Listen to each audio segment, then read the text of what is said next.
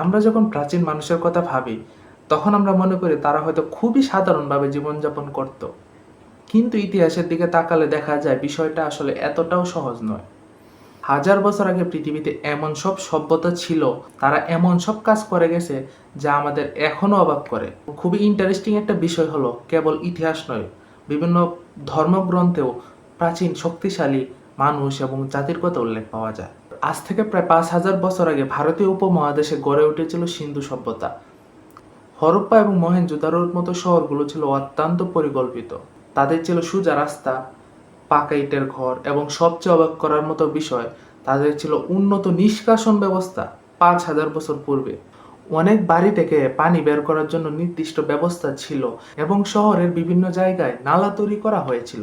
অর্থাৎ আজ থেকে প্রায় 5,000 বছর পূর্বে মানুষ কেবল ঘরে তৈরি করছিল না, তারা একটি পরিকল্পিত শহর তৈরি করছিল। আর প্রাচীন মিশরের কথা কে বা না জানে, হাজার হাজার বছর আগে মিশরীয়রা তৈরি করেছিল বিশাল পিরামিড। আজকের মতো আধুনিক ক্রেন বা নির্মাণ যন্ত্র ছাড়াই তারা বিপুল পরিমাণ পাথর কেটে পরিবহন করে এবং বিশাল স্থাপনা তৈরি করেছিল। এগুলো দেখে একটা ধারণা স্বাভাবিকভাবেই আসে, তাদের সক্ষমতা কি আমাদের চেয়েও, আমাদের ধারণার থেকেও ব্যাপক ছিল। তারা শারীরিকভাবে আমাদের থেকে শক্তিশালী ছিল, এইটা সরাসরি বলার মতো আমাদের হাতে তেমন কোনো তথ্য প্রমাণ এখনো পর্যন্ত আবিষ্কার সম্ভব হয়নি বা আমাদের হাতে নেই। তবে এত বড় স্থাপনা তৈরি করার জন্য তাদের যে সংগঠন, প্রকৌশল, জ্ঞান, গণিত এবং শ্রমশক্তি ছিল তা নিঃসন্দেহে অসাধারণ। প্রাচীন ধর্মীয় ও মহাকাব্যিক গ্রন্থগুলোতে আমরা এমন কিছু মানুষের বর্ণনা পাই যাদের ক্ষমতা আমাদের কাছে আজও বিস্ময়কর মনে হয়। আমরা বর্তমানে পারমাণবিক বোমা, হাইড্রোজেন বোমা, মিসাইল এসব তৈরি করে ভাবতেছি যে আমরা অনেক বেশি জ্ঞানে সমৃদ্ধ হয়ে গেছি। হিন্দুদের একটা গ্রন্থ মহাভারত, মহাভারতে অর্জুন নামে এক যোদ্ধা ছিল, যার গান্ডীব নামে একটা ধনুক ছিল, যে ধনুকটা টান দিলে অটোমেটিক তীর সৃষ্টি হয়ে যেত। এই অংশটা থেকে আমরা কি ধারণা নিতে পারি যে তৎকালীন প্রাচীন ইতিহাসে, প্রাচীন পৃথিবীতে প্রযুক্তিগত জ্ঞান খুব বেশি ছিল কিনা তা না জানতে পারলেও আধ্যাত্মিক এক অন্যরকম একটা লেভেলে চলে গেছিল।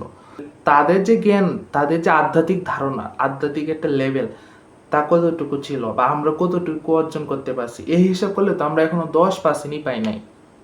ভিডিওর মাঝে আবারও বললাম যে আজকের ভিডিওটা শুধুমাত্র বিভিন্ন প্রাচীন ইতিহাস ও ধর্মীয় গ্রন্থের বর্ণনা থেকে তৈরি করা একটা ধারণা ভিত্তিক ভিডিও। ধারণা ভিত্তিক এই ভিডিওতে বলা প্রত্যেকটা বিষয়কে হুবহু ঐতিহাসিক সত্য হিসাবে বিশ্বাস করার কোনো প্রয়োজন নাই। এখন আসি এইসব বিষয়ে ধর্মীয় গ্রন্থগুলোতে কি কিছু উল্লেখ আছে কিনা। বাইবেলে শক্তিশালী মানুষ বা দৈত্যাকৃতি মানুষের কথা উল্লেখ আছে। জেনেসিসে বলা হয়েছে সেই সময়ের পৃথিবীতে নেফিলিমেরা ছিল এবং পরেও ছিল, যখন ঈশ্বরের পুত্রেরা মানুষের কন্যাদের কাছে গিয়ে তাদের সন্তান লাভ করেছিল, তারাই ছিল প্রাচীনকালের বীর পুরুষ, খ্যাতিমান লোক। কিছু অনুবাদে, বাইবেলে তো বিভিন্ন অনুবাদ আছে, কিছু অনুবাদে নেপিলিমসকে জায়েন্ট অর্থাৎ দৈত্য হিসেবে অনুবাদ করা হয়েছে।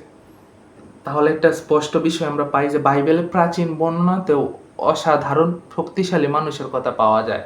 এবার আসি একমাত্র সত্য ধর্ম কোরআন শরীফে। তো কোরআনে আজ জাতির কথা উল্লেখ করা হয়েছে। তারা নিজেদের শক্তি নিয়ে এতটাই অহংকার করেছিল যে তারা বলেছিল আমাদের চেয়ে শক্তিশালী কে, কিন্তু শেষ পর্যন্ত তাদের সেই শক্তি তাদের রক্ষা করতে পারেনি। আল্লাহ বলেন, সূরা ফুসসিলাতে উল্লেখ আছে, তারা কি দেখেনি যে আল্লাহ তাদের সৃষ্টি করেছে, তিনি তাদের চেয়ে শক্তিশালী। কোরআন শরীফে আরো একটি অত্যন্ত গুরুত্বপূর্ণ আয়াত রয়েছে, সূরা আল আনামে আল্লাহ তাআলা বলেন, তারা কি দেখেনি তাদের পূর্বে আমি কত প্রজন্মকে ধ্বংস করেছি, পৃথিবীতে আমি যাদের এমন প্রতিষ্ঠা দিয়েছিলাম যা তোমাদেরকে দেইনি। অতএব তাদের পাপের কারণে তাদের ধ্বংস করেছি এবং তাদের পরে অন্য প্রজন্ম সৃষ্টি করেছি।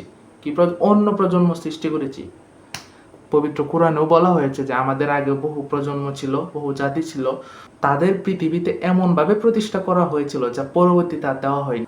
তাদের ছিল সমৃদ্ধি, পানি, নদী এবং শক্তিশালী অবস্থান, কিন্তু তাদের পাপের কারণে তাদের ধ্বংস করা হয়েছে এবং তাদের পরে নতুন প্রজন্ম সৃষ্টি করা হয়েছে।